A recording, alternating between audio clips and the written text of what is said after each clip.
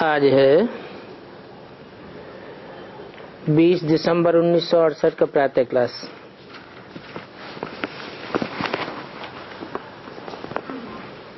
रूहानी बच्चों को बाप बैठ पढ़ाते हैं और ये तो सभी जानते हैं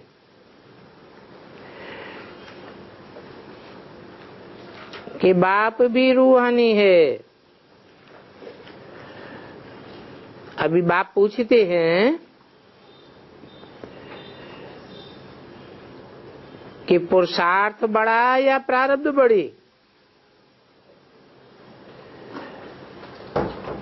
वैसे ये भी पूछना होता है कि योग बड़ा या ज्ञान बड़ा। ये भी पूछ सकते हो कि आत्मा बड़ी या शरीर बड़ा। तुम देखते हो बरोबर आत्मा को इतना याद नहीं करते हैं जितना शरीर को याद करते हैं। आत्मा चली जाती है तो भी शरीर याद आता रहता है।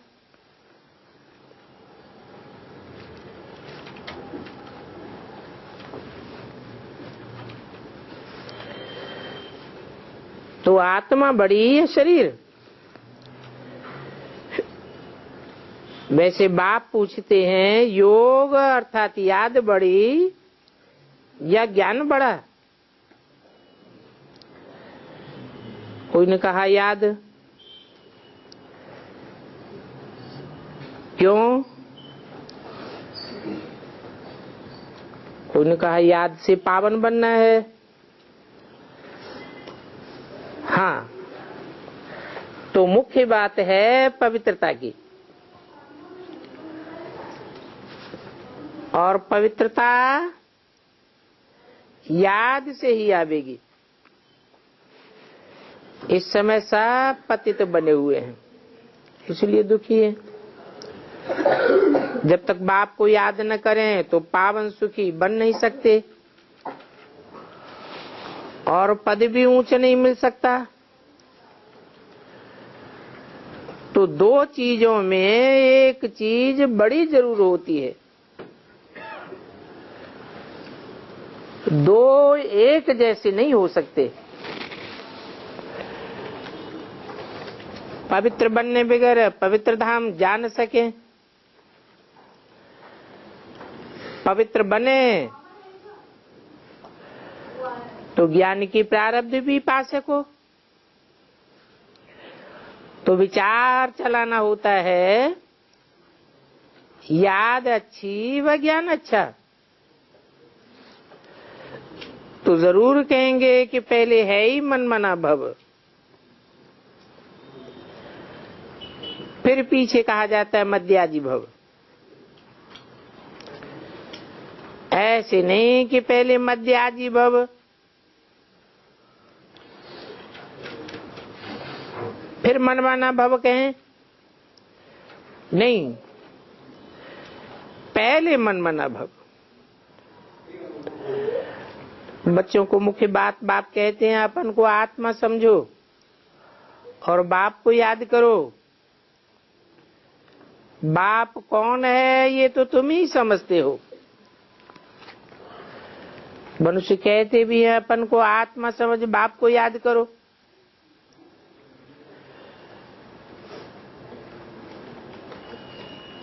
कहते हैं गॉड फादर। तो जरूर तुम सभी ब्रदर्स ठहरे और ये सभी जानते हैं। गाते भी हैं सभी का दाता राम, और राम कोई वह रघुपति नहीं है।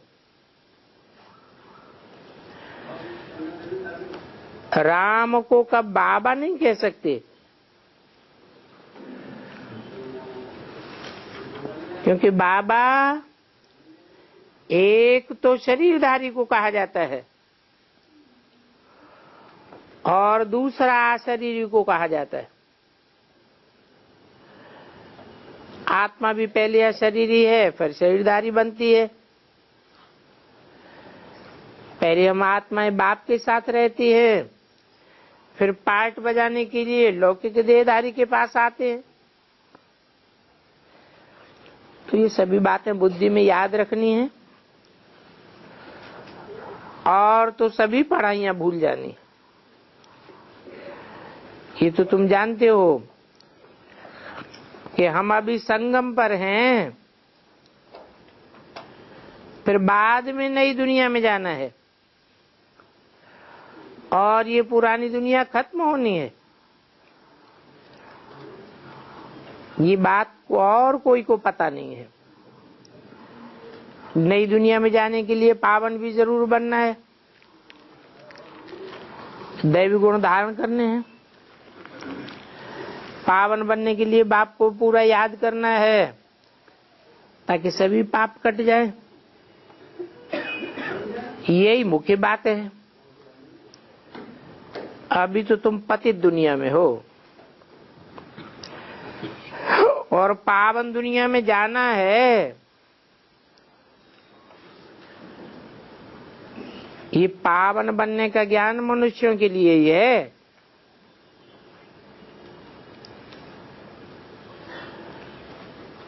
पशु पक्षी पतंगे तो ज्ञान लेंगे ही नहीं, उनमें तो इतनी मन बुद्धि की पावर ही नहीं है, जानवर नहीं समझेंगे।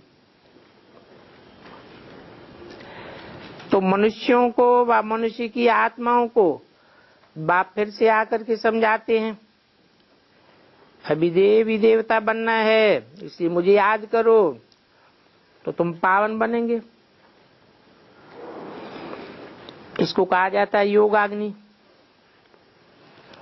और इस योगाग्नि से तुम्हारे सभी पाप कट जाएंगे। अगर मुझे पूरी रीति याद करते रहेंगे तो, क्योंकि ये नॉलेज है कि ड्रामा का चक्र तो चला आता है, उनका कभी अंत नहीं हो पाता। इनको कहा जाता है अनादि विनाशी ड्रामा। तुम्हारी बुद्धि में आता है बरोबर हम सतयुग और कलयुग के पार्टधारी हैं, ऑलराउंड एक्टर्स हैं।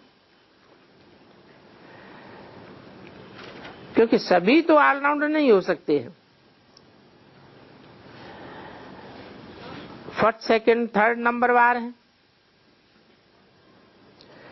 तुम्हारे में भी जो विजय माला में आवेंगे वो अच्छी रीति समझ सकेंगे, क्योंकि सूर्यवंशी चंद्रवंशी तो बनना ही है। तो कल पहले जो सूर्यवंशी बने होंगे वो ही बनेंगे, और उनके पुरुषार्थ से समझा जाता है कि ये सूर्यवंशी बनेंगे। आगे चल के बहुत समझेंगे। समझते तो है ना, ये ब्राह्मणी बहुत अच्छी समझाती है। ये सेकंड नंबर है। बम्मा भी सबसे अच्छी समझाने वाली ब्राह्मणी थी। उनका आवाज भी कितना मीठा था, समझाती भी बहुत अच्छा थी।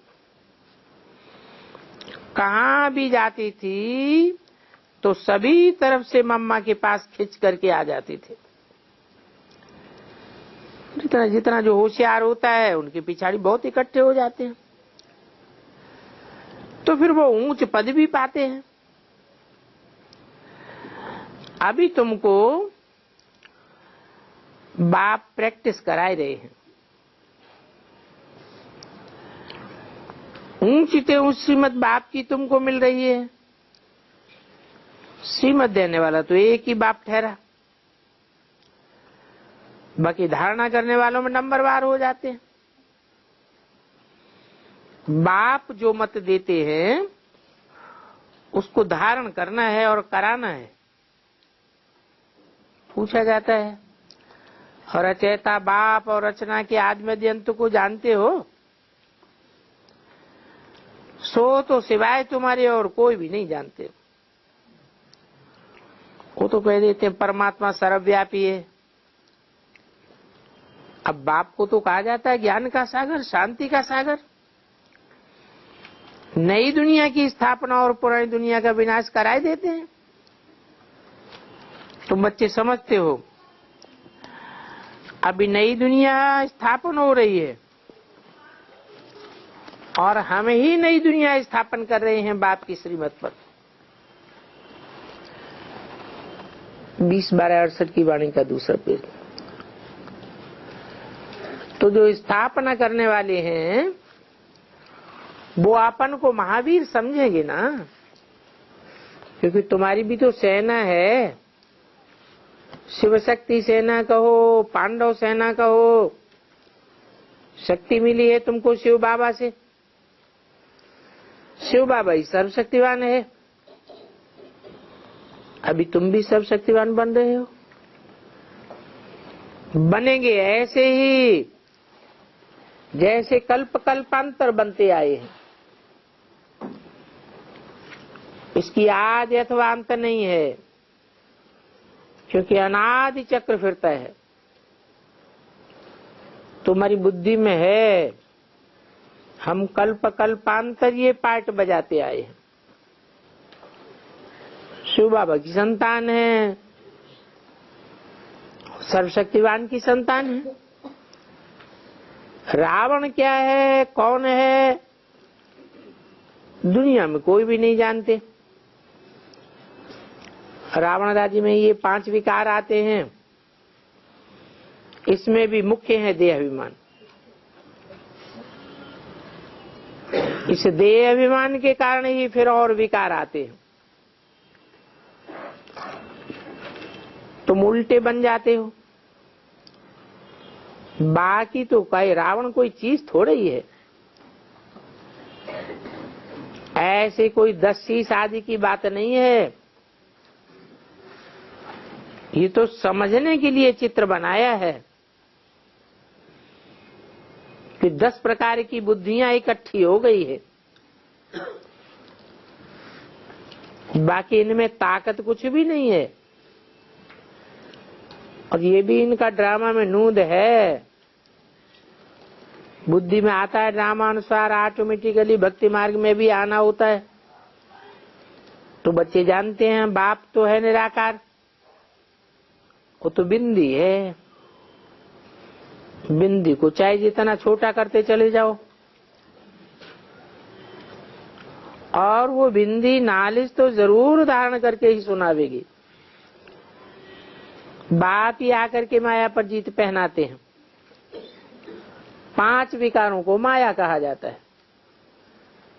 रावण का चित्र भी बनाया है, तो समझना चाहिए ना। चित्र है तो चरित्र करने वाला भी कोई होगा। स्त्री और पुरुष दोनों में 5 विकार होते हैं। तुम समझते हो बरोबर। अभी रावण मत चल रही है, रावण की विकारी मत होती है, और ये है ईश्वर की निर्विकारी मत। बाप श्रीमत देते हैं, कहते हैं श्रीमत पर चलने से ही तुम ऊंच बनेंगे। फिर आधा कल्प चलती है विकारी मत।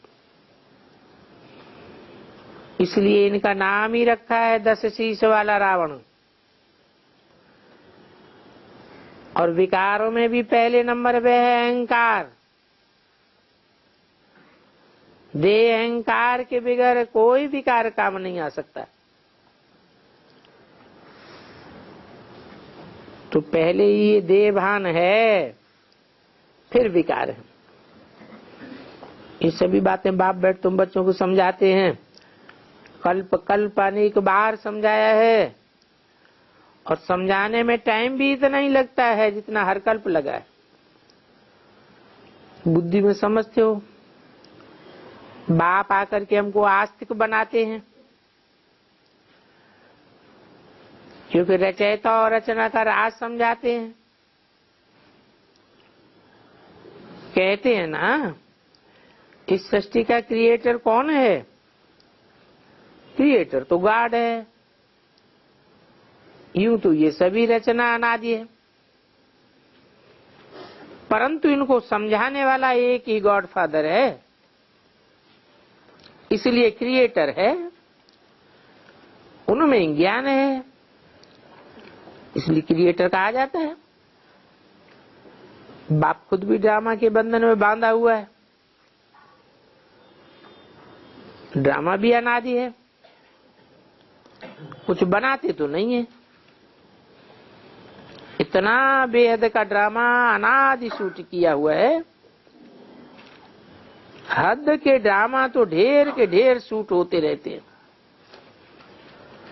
और ये है बेहद का बना बनाया अविनाशी ड्रामा। इसमें जरा भी फर्क नहीं पड़ सकता। ये बेहद के ड्रामा का चक्र फिरता ही रहता है। तुम तमो प्रधान से सतो प्रधान, सतो प्रधान से तमो प्रधान बनते ही रहते हो। सतो प्रधान बनने में पवित्रता की मुख्य बात है। पवित्र दुनिया में कितना सुख होता है, पतित दुनिया में तो अपरम अपार दुख है। दुखधाम है अपरम अपार दुख, सत्युग में है अपरम अपार सुख। दुखधाम का भी मनुष्य वर्णन नहीं कर सकते, क्योंकि मनुष्यों को तो उसके ड्यूरेशन का ही पता नहीं है। तुम समझते हो आधा कल्प है दुखधाम, द्वापर में होता है सेमी दुख, कलयुग में होता है पूरा दुख, सतयुग में होता है पूरा सुख,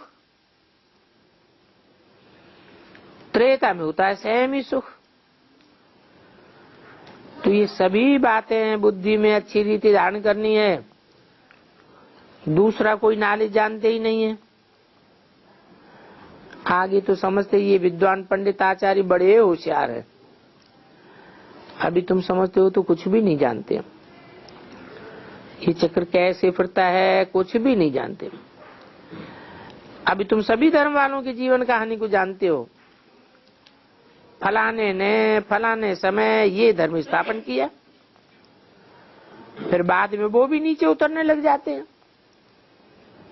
पहले चढ़ती कला होती है, फिर उतरते जाते हैं। और देवताएं तो हैं पवित्र। सभी से बहरी महिमा किसकी होती है? पूछते हो who is who in the world.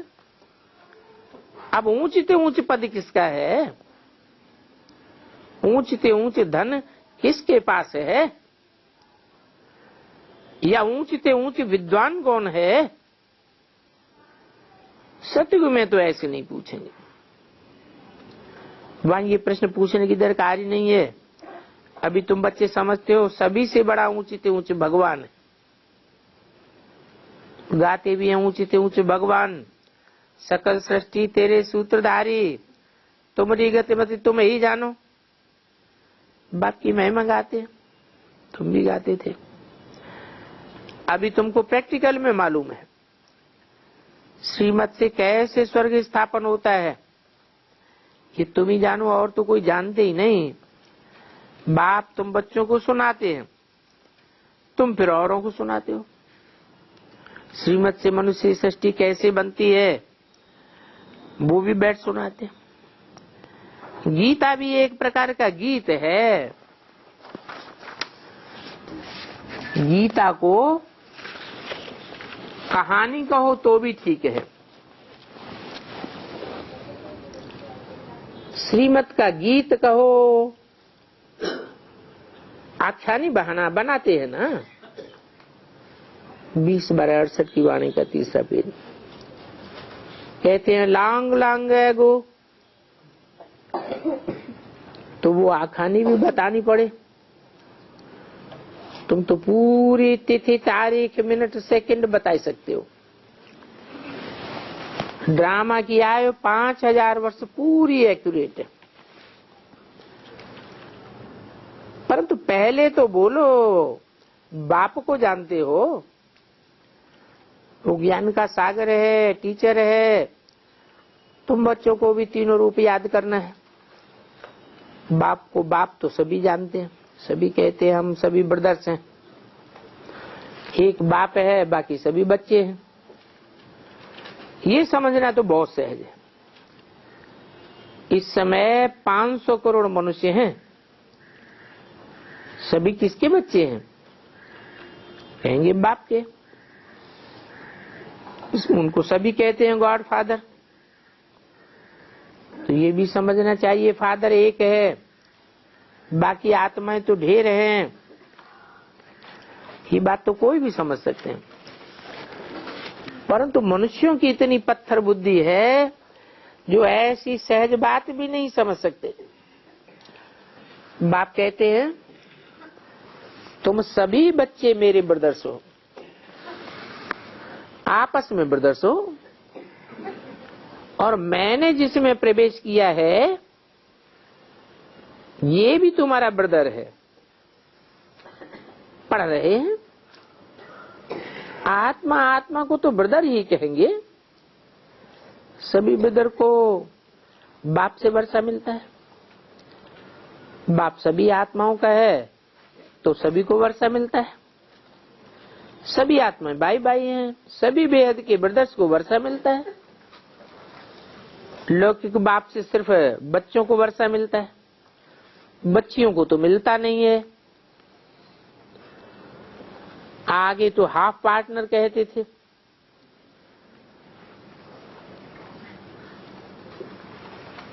पहले कहते भी थे और प्रैक्टिकल में भी था। अभी तो सभी खा जाते हैं। कहने मात्र को हाफ पार्टनर है। तो जैसे वो लोग तो बेहद के बाप को जानते ही नहीं है। बेहद के बाप को ही क्रिएटर कहा जाता है, परंतु क्रिएट कब किया ये प्रश्न नहीं उठ सकता, क्योंकि वो तो अनादि है। बाप आकर सिर्फ नॉलेज समझाते हैं, इसीलिए क्रिएटर कहा जाता है। तुम बच्चे जानते हो हमारा बाबा है, हमको पढ़ाते भी हैं, साथ भी ले जावेंगे। तो ये जरूर सदैव समझाओ, जो मनुष्यों की बुद्धि में बैठे और सर्वव्यापी की बात बुद्धि से निकल जाए। गॉड फादर है, उनको टीचर भी कहा जाता है। उनमें चैतन्यता है, चैतन्य होने के कारण उनमें ज्ञान है, सत्यचित्त आनंद स्वरूप है, सचखंड स्थापन करने वाला, सच बोलने वाला है और सारे विश्व को सच्चा बनाने वाला है। तुम जानते हो भारत हेवन था, तब सच ही सच था। ये अभी तुम जानते हो। आधा कल्प जो पास हुआ, सत्युग त्रेता, वो सच्चे बाप का स्थापन किया हुआ सचखंड था, जो फिर झूठ खंड बना है। युग तो होते ही है। कहते भी है पतन और उत्थान। इन तुम्हारे अक्षरों का किसी को पता ही नहीं है। मनुष्य समझते हैं व नहीं, तो बच्चों को ये सभी समझाना पड़े। पावन कैसे बनते हैं, फिर पतित कैसे बनते हैं, ये सभी पॉइंट्स हैं। भारत जो ऊंचे से ऊंचे स्वर्ग था, फिर गिर करके नर्क कैसे बना, ये वर्ल्ड की ज्योग्राफी हिस्ट्री है। भारत ही पावन था, फिर भारत ही पतित बना, तो ये भी पॉइंट्स हैं। भारत सत्य को पावन स्वर्ग कैसे बना, अभी वही भारत पतित कलयुग कैसे बना है। आओ तो हम हिस्ट्री ज्योग्राफी समझावें, और तो कोई कुछ भी नहीं जानते। जो नहीं जानते हैं उनसे हम क्या पूछें, वो तो जानते ही नहीं है। तुम्हारी सिवाय दुनिया में कोई नहीं जानते। क्योंकि बाप ने तो तुमको ही समझाया है। बाकी सभी मनुष्यों की है बेसमझ। तुम बाप की श्रीमत सुनावेंगे, बोलो, हम बता सकते हैं। भारत जो पैराडाइज था, स्वर्ग था, हेवन था, वो अभी कैसे हेल बना है, फिर भी बाद में कैसे हेवन बनना है, वो हम बता सकते हैं। वो लोग तो सभी भुट्टू हैं, तुमसे क्या पूछेंगे, तो जानते ही नहीं है, कुछ भी नहीं जानते। बोलो, हम आपको ऐसी ऐसी बातें सुनावेंगे, और वो जानना भी चाहते हैं। तुम तो सारी दुनिया को निमंत्रण दे सकते हो, आओ तो हम आपको ये समझावें। इस समय मनुष्य 500 करोड़ हैं, फिर नई दुनिया में 9 लाख हो जाएंगे। तुम तो जो जानते हो सो ही बतावेंगे। जो जानने के लिए ही मनुष्य हैरान है। यूरोपियन लोग तो फिर भी जानते हैं कि पैराडाइज था, वहां परिस्तान में देवताएं रहते थे, चित्र तो उन्हों के ही थे। ये स्वर्ग के चित्र है ना। इन्होंने ये राज्य कैसे पाया, ये तुम जानते हो, तुम समझा सकते हो। इसके लिए ही तुम सम्मेलन कर रहे हो। तुमको फिर किसने समझाया, वो भी बताना पड़े कि बेहद के बाप ने समझाया। वो आत्माओं का बाप है। हर 5000 वर्ष बाद बाप आकर सुनाते हैं। ब्रह्मा द्वारा नई दुनिया की स्थापना, शंकर द्वारा पुरानी दुनिया का विनाश, ये भी लिखा हुआ है। लिस्ट बना करके फिर सभी को निमंत्रण दो। ये भी बाबा समझते हैं कि जब तुम्हारा शो होगा तभी उन्हों को तीर लगेगा। तब तो बाप की महिमा गाते हैं। तुम्हारी गति मत तुम ही जानो। तुम जिनको सुनाते हो उनसे सर्व की सदगति हो जाती है। सर्व की सदगति माना स्वर्ग की स्थापना। 20/68 की वाणी का 4था पेज। ऐसी ऐसी बातें तुम बच्चों की बुद्धि में होनी चाहिए। नित्य नया नया सुनते रहते हो। एक सेकंड दूसरे से न्यारा है। ये बेहद का ड्रामा है और नित्य नया है। वो हद का ड्रामा तो फिर विनाश हो जाता है। ये तो अनाद है, विनाशी चलता ही रहता है। तुम जानते हो इस वेद के ड्रामा के पार्टधारी कौन कौन है? आत्मा पार्टधारी है। इतनी छोटी बिंदी है। फिर बाप कहते हैं गुई गुई बातें तुमको सुनाता हूं, तो वंडरफुल बातें हैं। वंडर ऑफ द वर्ल्ड ये है। वंडर बिगर कुछ भी कह नहीं सकते। आत्मा में पार्ट अनादि चलता रहता है। कहेंगे कुदरत। मनुष्य कैसे पैदा होता है, ये भी वंडर। मछलियां आदि जीव जंतु और सभी कैसे निकलते हैं, वो भी वंडर। इनका अंत कोई भी पाई नहीं सकता। तुम सारी दुनिया के आदि मध्य अंत, क्रिएटर, डायरेक्टर, मुख्य एक्टर को जान लेते हो तो इसमें सभी आ जाता है। बाप ही आकर के ये सभी बातें सुनाते हैं। अभी तुम बाप रचयिता और रचना के आदि मध्य अंत को जान गए हो। आगे तुमको बहुत समझ मिलेगी।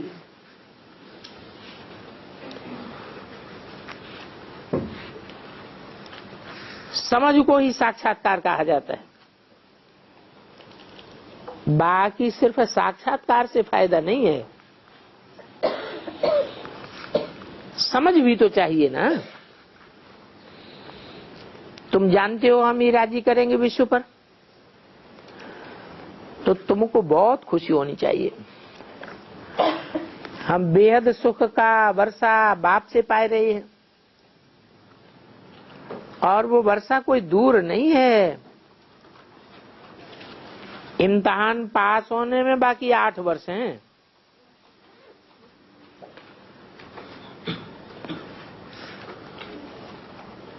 इनका भी तुमको साक्षात्कार होगा।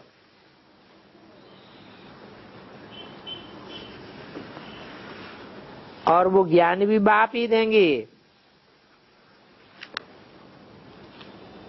क्योंकि ये ज्ञान तो ऐसा है जो बाप ही देते हैं। भक्ति मार्ग में बल साक्षात्कार होते हैं, परंतु कुछ समझ में नहीं आता है,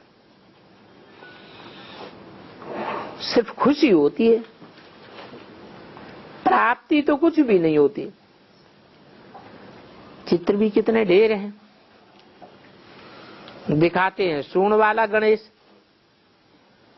अब उनकी बैठी कितनी पूजा होती है। हम तो कहेंगे ये सब नॉनसेंस बातें हैं, ऐसा कोई मनुष्य तो होता ही नहीं है, भगवान सूंड वाला होता ही नहीं है।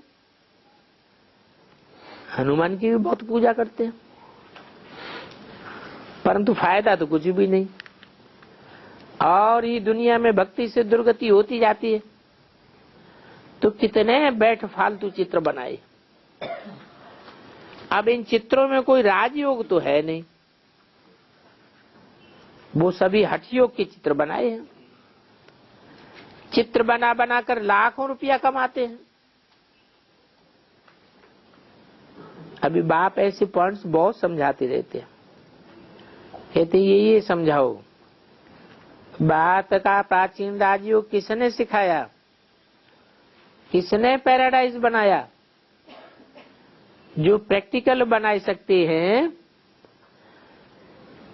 और उस प्रैक्टिकल पैराडाइज में जिनको आना होगा वो आवेंगे। तुम अखबार में भी डाल सकते हो। हम ये बातें समझा सकते हैं। माया भी कोई कम नहीं है। अच्छी अच्छी बच्चियों आदि को देखते हैं तो क्रिमिनल ख्यालात कितनी आ जाती है। तो ऐसों से बड़ी परहेज रखनी पड़ती है। संबंधियों की भी टेम्पटेशन कितनी होती है। कहते हैं अगर तुम यहां जाती हो तो घर से निकल जाओ, तुमको कुछ भी नहीं मिलेगा, 1 पैसा भी नहीं देंगे। फिर समझते हैं पता नहीं मैं चला सकूंगा व नहीं चला सकूंगा। अंदर में बहुत गुटखा खाते रहते हैं। कहते हैं बाबा इनके पास धन तो बहुत है, ये तो लखपति हैं। अच्छा, वहां जाना है तो जो चाहिए सो करो। बाप समझाते हैं आज लाख मिले,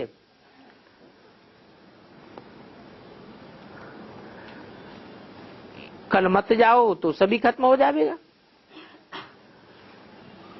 हम तो 21 जन्मों के लिए इतना तुमको धन देता हूं, वो तो कभी खत्म हो ही नहीं सकता। परंतु देखते हुए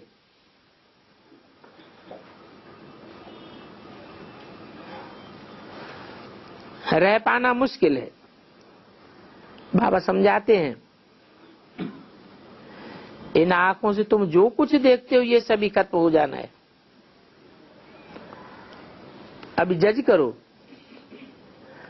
रास्ता तो बताया तो जज करो। इसलिए बाप कहते हैं बहुत धनवान भी आए नहीं सकेंगे।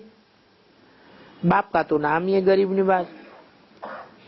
गरीब तो बहुत दुखी होते हैं, तो जो दुखी होते हैं उनको ही भगवान से सुख मिलना है।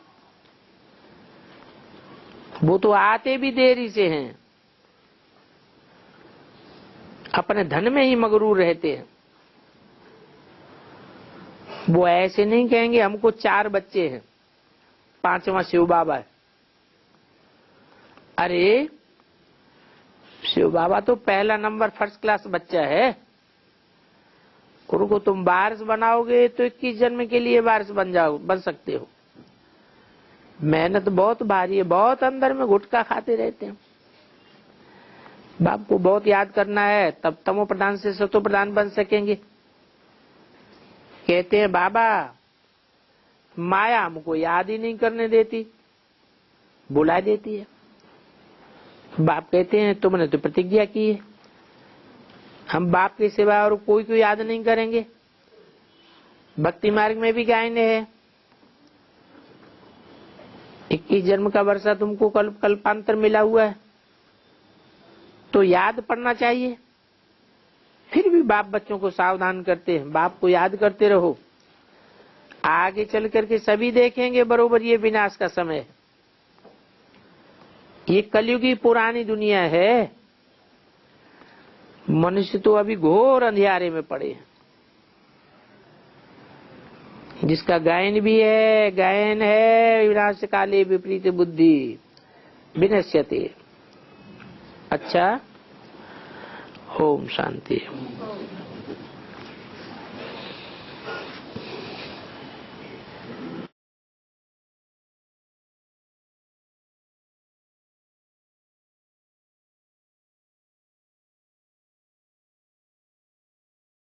बाबा ये राम लक्ष्मण भरत शत्रुघ्न 4 भाई हैं ना।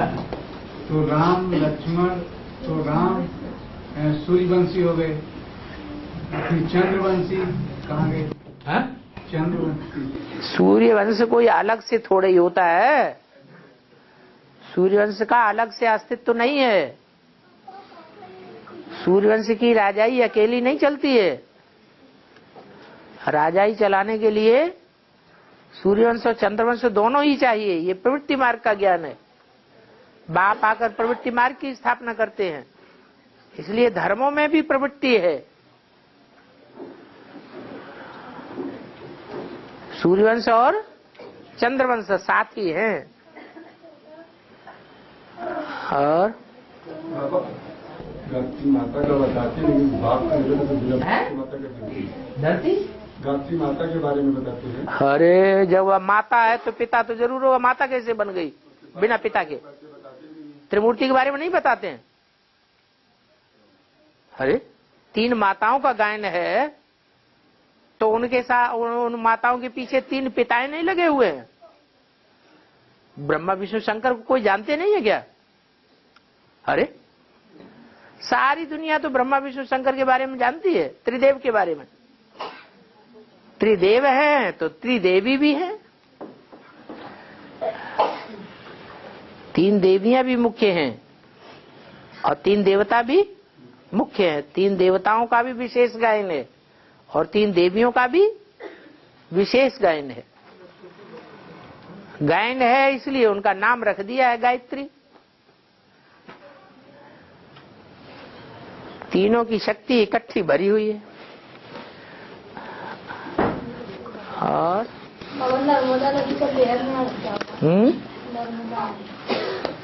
नर और मादा दोनों शब्दों को इकट्ठा कर दो तो क्या हुआ? नर्मदा है।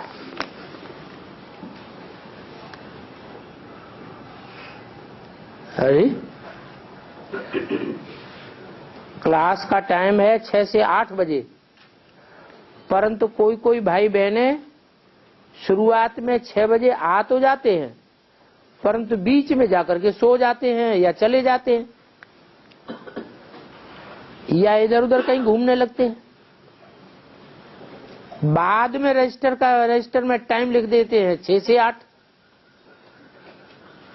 तो ऐसे लोगों की क्या शूटिंग होगी? अभी तो बता दिया क्या करते हैं वो है? दिखावा करते हैं। तो कौन से धर्म में जाएंगे? है किस धर्म में जाएंगे? जाओ गिरजाघर में, भगवान के बने बनाए घर को गिरा दो। है यहां भी गिराएंगे। झूठ से गिरेगा या बनेगा? गिरेगा। काय से बनेगा नई दुनिया? स्वर्ग नई दुनिया काय से बनेगी? सच्चाई से बनेगी या झूठ से बनेगी? सच्चाई से बनेगी और झूठ से बिगड़ेगी, गिरेगी। तो गिराने वाले हैं गिरजाघर वाले। झूठ काम क्यों करना?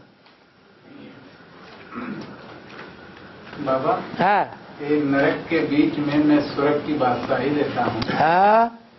तो कैसे? कैसे? क्योंकि 10 इंद्रियां हैं, हैं? क्योंकि हाँ नरक का मतलब कि जो नर करता है सो नरक, जो नर करता है सो नरक, जो स्वस्थिति में सदैव रहने वाला करता है सो स्वर्ग।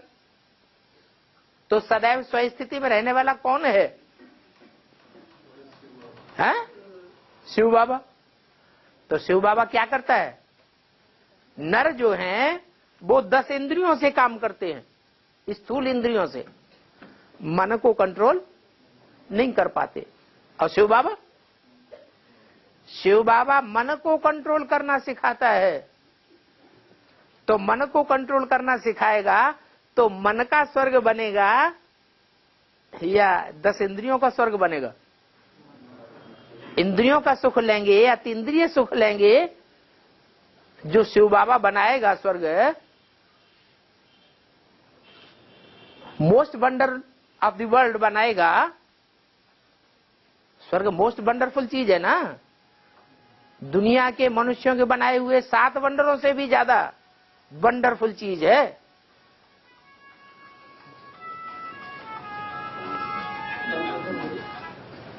तो वो वंडरफुल चीज शिव बाबा की बनाई हुई है। और शिव बाबा जिस वंडरफुल चीज को बनाता है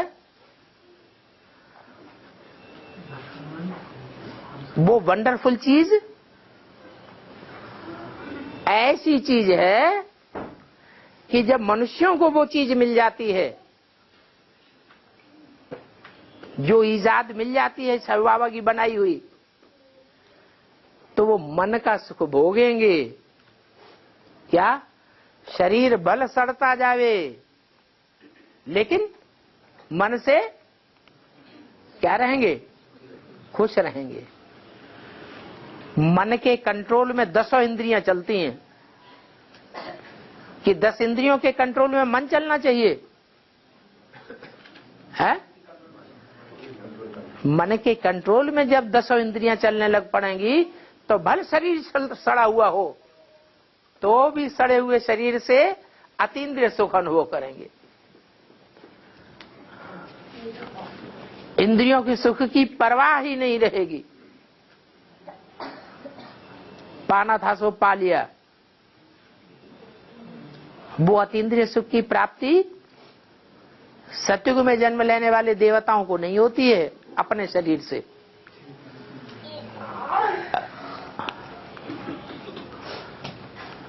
और 23 करोड़ आत्माएं जो देवता हैं? 23 करोड़ आत्माएं जो देवता बनेगी द्वापर में, तो उसमें कन्वर्ट भी तो होंगे। कन्वर्ट होने वाले ही होते हैं वो। वो कन्वर्ट होने वाले कच्चे देवता ही हैं। और 20 करोड़ में भी कन्वर्ट होने वाले हैं। 10 करोड़ में जो त्रेता के अंत तक बनते हैं उनमें भी कन्वर्ट होने वाले हैं। 9 लाख को छोड़ करके बाकी सब क्या हैं? वो सब कन्वर्ट होने वाले हैं।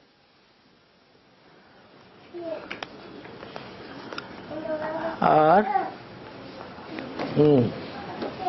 बाबा छठ पूजा में जो प्रसाद आदि भेजते हैं, अगर उस प्रसाद को भट्ठी की हुई आत्मा खा लेती है तो प्रसाद बनाने वालों या देने वालों के यहाँ क्या जन्म लेना पड़ेगा?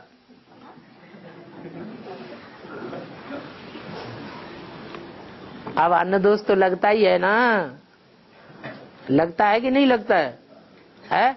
ज्ञान में आने के बाद अगर ज्ञान के जो मुख्य नियम हैं अनदोष और संग दोष का पालन नहीं किया, जिसका चाहे उसका इंद्रियों से संग करता रहा, संसर्ग करता रहा, संबंध जोड़ता रहा इंद्रियों से, और जिसका चाहे उसी के हाथों का बना हुआ खाता रहा, तो हिसाब किताब नहीं बनेगा? हैं? हिसाब किताब तो बन जाएगा। हाँ, ये हो सकता है कोई कम करेगा, कोई ज्यादा करेगा। ज्यादा संग करेगा, ज्यादा अन्न दोष लगाएगा, तो ज्यादा जन्म लेगा उनके साथ। कम संग करेगा, कम अन्न दोष लगाएगा, तो थोड़ा बहुत संसर्ग संपर्क में आ जाएगा, लगेगा तो जरूर। और छठ पूजा में उगता सूरज और डूबता सूरज दोनों का पूजा करके दिखाते हैं बाबा, इसका क्या कारण है बाबा?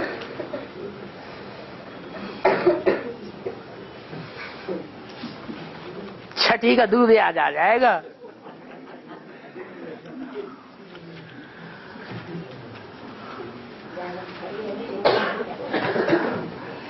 जब बच्चा 6 दिन का होता है तो क्या करते हैं उसका नामकरण करते हैं, या बच्चा 6 महीने का हो जाता है तो भी नामकरण करते हैं। 6 साल तक अपने कोई घरेलू नाम से बुलाते रहते हैं, 6 साल, छठी साल में उसका फिर असली नाम रखते हैं स्कूल में जाकर के, वो फिर नाम पक्का हो जाता है। तो ये 6 समझदार की निशानी मानी जाती है कि थोड़ा समझदार हो गया।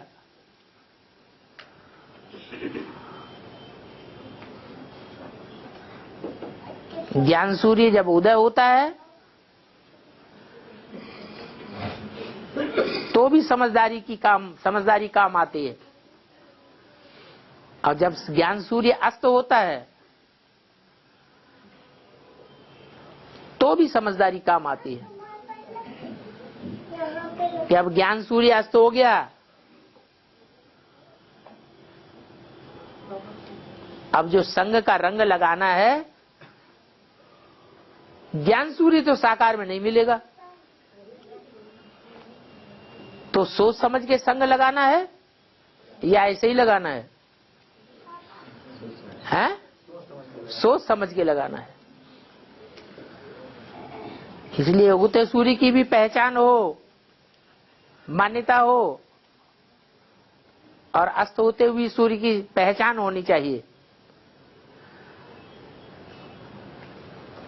सन 68 में मां के रूप में जो ज्ञान सूर्य कार्य कर रहा था वो अस्त हो गया,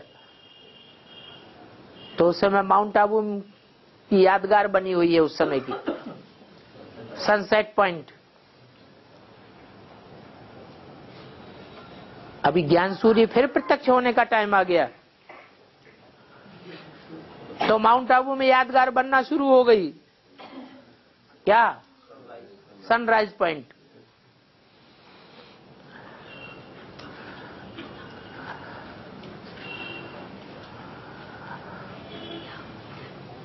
सनराइज पॉइंट एकदम पूरब में है, अचलगढ़ में, और सनसेट पॉइंट एकदम अपोजिट में है।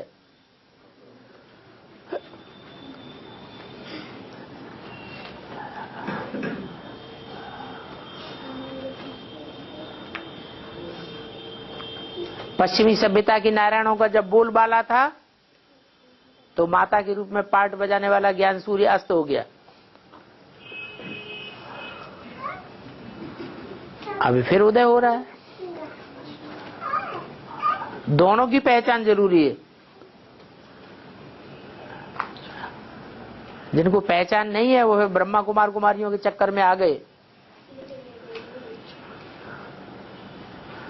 और बाबा ये कश्मीर माने क्या होता है? काश माने तेज होता है। काश माने तेज, काश्य माने तेज होता है। का आधा सा और या, काश्य माने तेज। काश उर्दू का शब्द है। काश मैं राजा होता।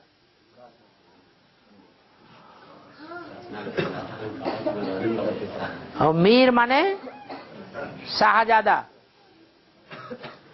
काश मैं शाहजादा होता।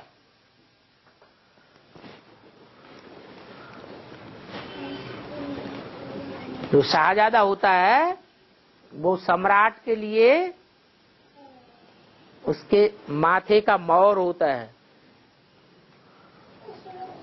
बाप बच्चे को अपने सर माथे पर चढ़ाते हैं तो भारत का मस्तक मौर है कौन? काश्मीर। और प्रसाद के लिए है प्रसाद जो छठ का होता है तो उसमें जो अन्न तो है, लेकिन मान लीजिए उसके साथ फल कोई है, फल हाँ केला है, सेब है या और कोई चीज है, हाँ और अपना कोई बहुत नजदीकी है तो वो फल का जो वहाँ से भेजते हैं जम्मू कश्मीर से जो लोग आते हैं वो दर्शन करके हाँ उस लाई के साथ अखरोट वोट रहता है। हाँ। ज्यादा अगर वो प्रेस डाल लें तो फल लिया जा सकता है। और लाई भूनता कौन है? लाई नहीं उसमें अखरोट रहता है। हाँ अखरोट हाँ फल रहता है, हाँ। क्या वो फल लिया जा सकता है उनकी संतुष्टि के लिए? वो भाव प्रधान विश्व रचि राखा, वो भाव की बात अलग है। तुम्हारा भाव क्या है लेने के पीछे? सेवा करने का भाव है या खाऊं खाऊं का भाव है?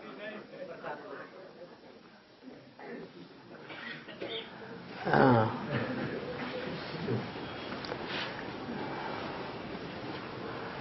और बाबा पाप का बाप कौन है? पाप का बाप देह अभिमान। ये अभी तक समझ में नहीं आया है? ये समझ में नहीं आया। कोई भी पाप करेंगे, कोई भी विकार करेंगे, माने विपरीत, कार माना कार्य, जो भगवान के बताए हुए काम हैं उन कामों के विपरीत जो भी काम करेंगे, माने रावण की मत पर है, रावण की मत का कोई भी काम करेंगे तो वो विकार है, वो ही पाप है। और उस पाप का बाप है देह अभिमान। देह अभिमान होगा तभी तो काम विकार भोगेंगे। देह अभिमान है ही नहीं, स्त्री और पुरुष का ज्ञान ही नहीं है। आत्मा हूं मैं, ये भी सामने आत्मा है, पक्की स्मृति हो गई। हम आपस में भाई बहन हैं, आपस में भाई भाई हैं, तो भाई भाई में थोड़े विकार पैदा होता है। क्रोध है, क्रोध भी तब आता है ये नीचा है, मैं ऊंचा हूं, मैं राजा हूं, ये रंक है, ये दुश्मन है, ये भंगी है, मैं ब्राह्मण हूं, ये नीचे जाति का है, मैं ऊंचे जाति का हूं। ये नीचे जाति की भावना पैदा होती है, अपने को ऊंच समझने की भावना पैदा होती है, तब क्रोध पैदा होता है। इसने मेरे से ऐसे कैसे कह दिया, इसने मेरे को कैसे थप्पड़ मार दिया, इसने मेरे को क्यों छू दिया, तो क्रोध पैदा होता है। वो देह अभिमान भरा हुआ है, उसके पीछे कारण है देह अभिमान। लोभ आता है, लोभ के पीछे भी देह अभिमान भरा हुआ है। मुसलमान आए भारत में, किस लिए आए हैं? कौन सी दृष्टि लेके आए? लोभ की दृष्टि लेके आए। बाहर रेगिस्तान में उनको कुछ खाने पीने को मिलता नहीं था, काम विकार की अति होती जा रही थी। काम विकार को भोगने के लिए ऐशो आराम की चीजें चाहिए, कैसे पूर्ति करें? मजबूर हो गए वो भारत के ऊपर आक्रमण करने के लिए। लोभ ने सत्यानाश कर दिया। मोह। मेरा लल्ला मेरे पेट से पैदा हुआ। ये मेरे से पेट से पैदा हुआ है, इसको तूने क्यों मारा? इसको गाली क्यों दी? मेरा लल्ला तो बहुत अच्छा है। अब समझ में आया? अब तू बड़ा होगा तब लल्ला होगा। तू तो इतना बड़ा होने ही वाला नहीं है जो लल्ला होगा, है?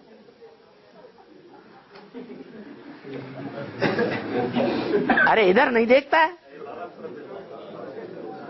और लल्ला पैदा करेगा कि नहीं? अरे तूने तो उंगली दबा ली मुंह में। है तो वो मोह का जो कारण है वो क्या हुआ? देह अभिमान। मेरी देह से पैदा हुआ लल्ला। ऐसे ये अहंकार। पांचों विकार क्या, जो भी छठा विकार भी हो, सातवां भी हो, सभी विकारों का मूल है देह अभिमान। इसलिए रावण के सर के ऊपर गदा दिखाते हैं। वो देह अभिमान को मार दो तो पापों के बाप को ही खत्म कर दिया।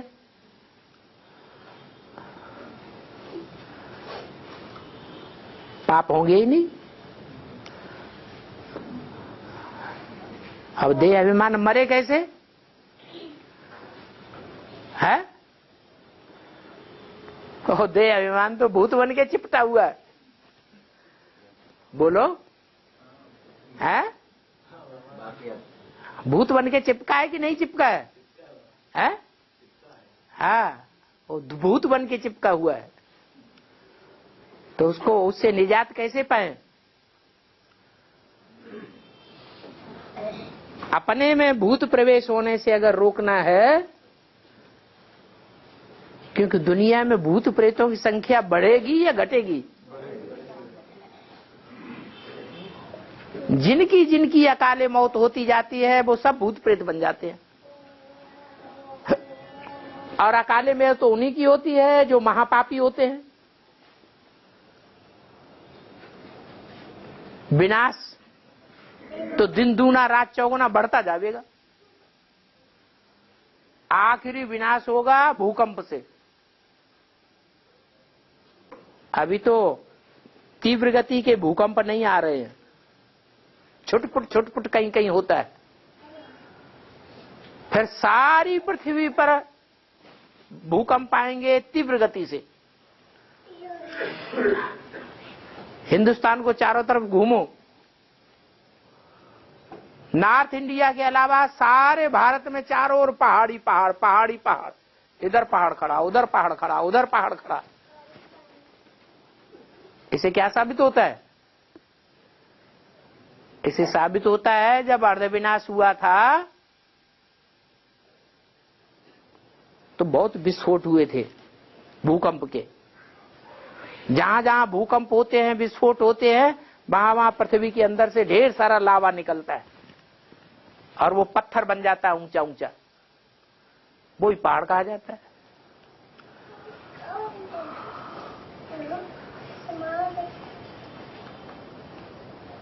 तो जब आखिरी विनाश होगा तो दुनिया में कितना भूकंप होगा।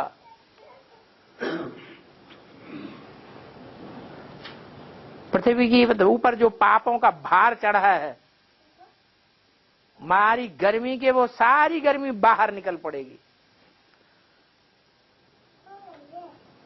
और भूकंप में ये जो बिल्डिंगें बनी हुई हैं 100-100, 150-150 मार की, देश विदेशों में बनाते चले जा रहे हैं। एक एक बिल्डिंग में कितने आदमी रहते होंगे? है? अरे अंदाज लगाओ कितने रहते होंगे? एक एक बिल्डिंग में हजारों आदमी रहते हैं। और ऐसी बिल्डिंगों की पूरी कॉलोनी होती है, बड़ी बड़ी कॉलोनियां।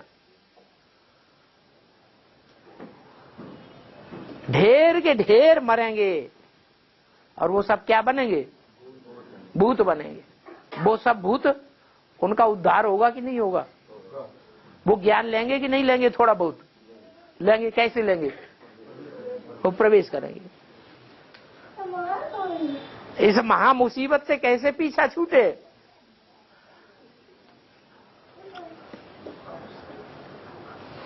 एक नहीं प्रवेश कर पाएगा, दूसरा प्रवेश करने को आ जाएगा, दूसरा नहीं प्रवेश कर पाएगा, तीसरा आ जाएगा, चौथा आ जाएगा, पांचवा आ जाएगा।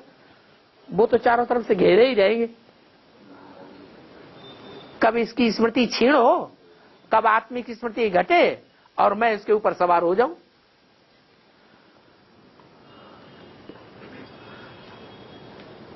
तो पाप का बाप ये देह अभिमान है। और बड़मूला ट्रायंगल में तो बहुत बड़ा जखीरा है उनका। उनका बाप है बड़ा मूला। मूल माने जड़। बड़े में बड़ी जड़ कौन सी है? अरे बड़े में बड़ा आधार मूर्त कौन है? शिव बाबा। इस्लाम धर्म है, उससे बड़ा आधार मूर्त कोई नहीं है। अरे कोई भी साइड में हो, साइड का मतलब नहीं है। सबसे बड़ी में बड़ी जड़ कौन सी है? जड़ तो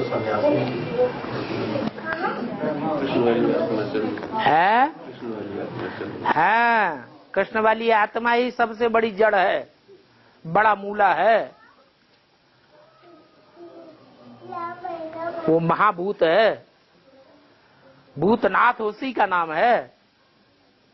क्या है? वो है तो भूतनाथ है। अब वो बच्चों में ही प्रवेश करता है कि किसी दूसरे में प्रवेश करता है? बच्चों में ही प्रवेश करता है। उसकी बुद्धि में तो बैठा हुआ नहीं है। क्या क्या नहीं बैठा है? कि गीता का भगवान कोई और है। वो तो अपने को ही समझता है मैं ही पति परमेश्वर हूं, मैं ही पति परमेश्वर हूं, मैं ही विश्व पिता हूं। जब मैं ही विश्व पिता हूं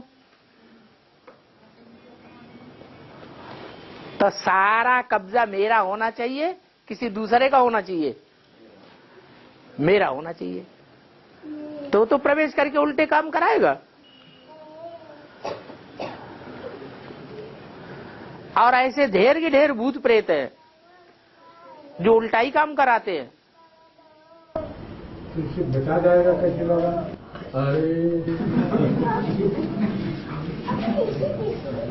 देह अभिमान का उल्टा क्या है? लो बच्चे ने भी बता दिया। देह अभिमान का उल्टा आत्माभिमान।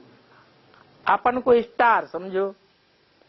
सवेरे को बैठ जाओ याद में, उठते उठते और कुछ भी याद ना आए, मैं स्टार हूं, मैं आत्मा हूं, मैं आत्मा पार्टधारी हूं, मैं आत्मा ने 84 चोले धारण किए हैं। ऐसे ऐसे सहज सहज बढ़िया बढ़िया संकल्प करो, स्टार को याद करते रहो। फाउंडेशन सवेरे का पक्का हो जाएगा। सवेरे का फाउंडेशन सारा दिन काम में आवेगा। अमृत वेला फाउंडेशन वेला है। सारा दिन आत्मिक स्मृति की पक्की प्रैक्टिस हो जाएगी, फिर कोई भूत प्रेत आत्मा प्रवेश नहीं कर सकेगी। करते ही नहीं है।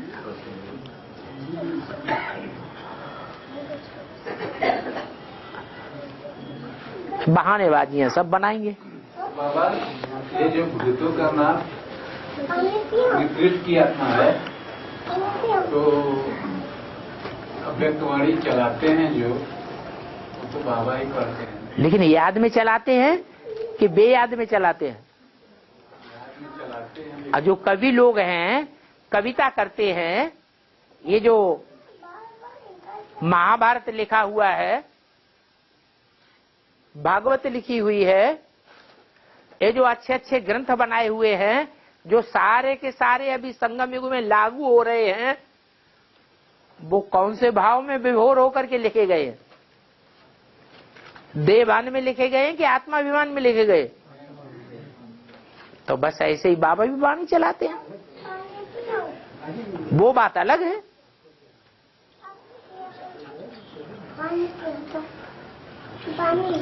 और तो बाबा जैसे वो तो ब्रह्मा की सोच जो है, तो हम लोगों में अगर प्रवेश करेंगे भूत तो रोकेंगे नहीं। रुको ना, तुम्हें रोकने का तुम्हें तो काम मिला हुआ है। रोकने का काम किसको मिला हुआ है? तो फिर बाप तुमको मिला है प्रैक्टिकल में या उनको मिला था? तुमको मिला तो तुम्ही को करना है ना।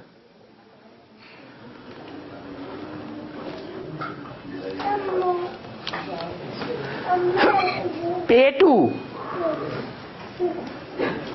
पेट है ना, पेट, फिर कहते हैं पेटू। हाँ, तू पेटू राम है कि नहीं?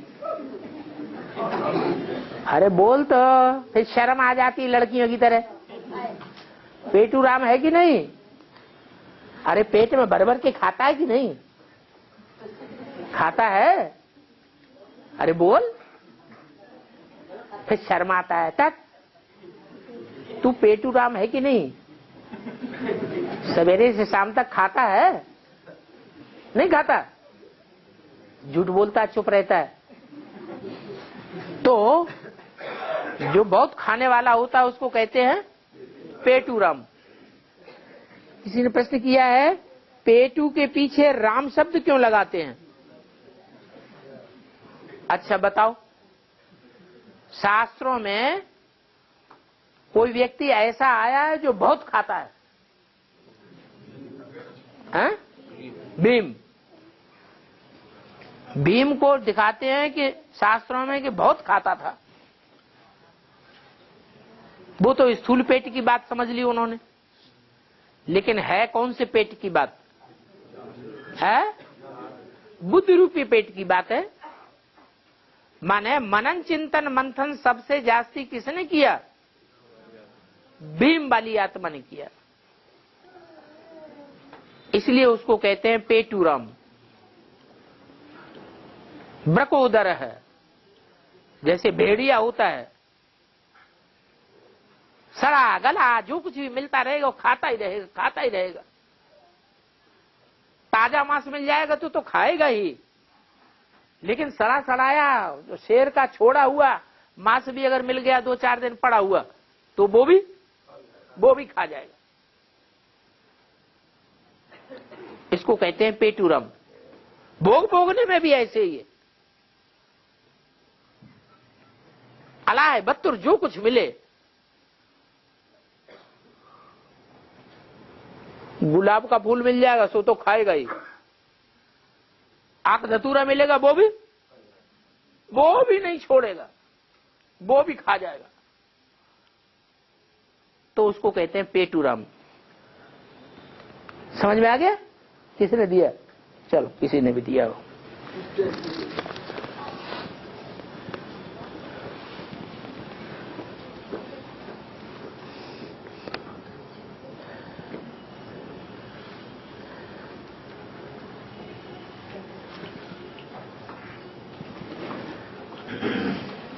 बाबा, क्लास में कोई माताएं बहनें मुरली चलाते समय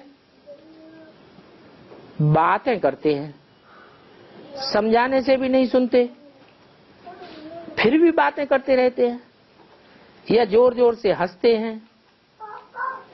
इससे तो टीचर का डिसरिगार्ड हो रहा है। तो उसका क्या अंजाम होगा? है? टीचर का डिसरिगार्ड करेंगे तो अंजाम क्या होगा? है? एक तो पढ़ाई तो मिस हो ही रही है, लेकिन ऊपर से एक तो पढ़ाई मिस हो रही है तो अपना नुकसान हो रहा है, और दूसरा टीचर का डिसरिगार्ड होता है तो उसका धर्मराज की सजाएं बन जाती हैं। और लौकिक दुनिया में बनती थी 1 गुनी सजा, और ब्राह्मणों की दुनिया में बनती है 100 गुनी सजा। तो 100 गुनी जब डिसरिगार्ड की सजा मिलेगी, सजा चढ़ जावेगी मस्तक, तो आत्मा का पुरुषार्थ नीचे गिरेगा या ऊपर उठेगा? पाप का बोझा बढ़ेगा या घटेगा? पाप का बोझा बढ़ जाएगा। बढ़ जाने से आत्मा दबती जाएगी। एक दिन ऐसा आवेगा कि जब सब याद में संगठित में बैठेंगे तो उन्हें नींद आने लगेगी। सब क्लास में बाबा की वाणी सुन रहे होंगे, उन्हें नींद आएगी, उसी टाइम नींद आएगी। इससे समझा जाए कि उनके ऊपर पापों का बोझा इतना जास्ती बढ़ चुका है कि जिसकी समार ही नहीं, कोई संभालने वाला ही नहीं। तो बताओ उनका क्या पद होगा? जन्म जन्मांतर राजघराने में आएंगे या प्रजा वर्ग में जाकर के दास दासी बनेंगे? है प्रजा वर्ग में भी हो सकता है चांडालों के घर में हरिश्चंद्र की तरह दास दासी बनना पड़े। और बाबा ध्यानु भगत कौन है? ध्यानु भगत और ज्वालामां के बहुत बड़े जैसे पुजारी थे, तो बाबा बेहद में। क्या भगत? ध्यानु भगत बाबा। ध्यानु भगत? अरे 33 करोड़ तो देवताएं हैं, और फिर उनके भक्तों की संख्या लाखों की तादाद में। अब एक एक भगत कौन कौन भगत क्या है तो सब बाद में पता चलेगा कौन क्या भगत है।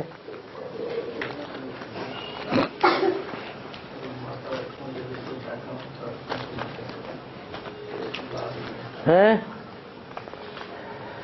है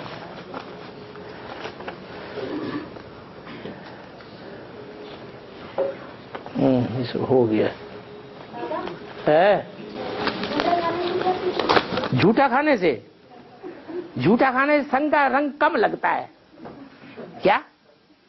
किसी का झूठा खाओ तो संग का रंग कम लगेगा कि ज्यादा लगेगा? कई गुना ज्यादा लगता है। क्या सबसे ज्यादा झूठा कौन खाते हैं? झूठा माने इसके मुंह में डाला फिर उसके मुंह में डाला। अरे इंद्रियों से झूठा किया फिर वो ही खा लिया। तो इंद्रियों से झूठा किया हुआ चीज जब कोई दूसरा खाएगा, इंद्रियों में से क्या निकलता है? गंध निकलता है कि चंदन निकलता है? हैं? गंध निकलता है। तो किसी का झूठा निकाला हुआ खाया तो ज्यादा गंध खाया या कम खाया? हैं? ज्यादा खाया। ज्यादा खाया तो ज्यादा संग का रंग लगेगा कम लगेगा? सबसे ज्यादा झूठा कौन खाते हैं? हैं? मुसलमान नहीं, पति पत्नी। वो सबसे ज्यादा संग का रंग लगता है।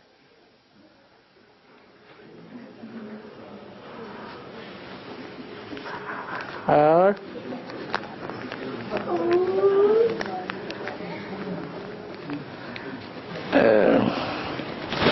ओम शांति।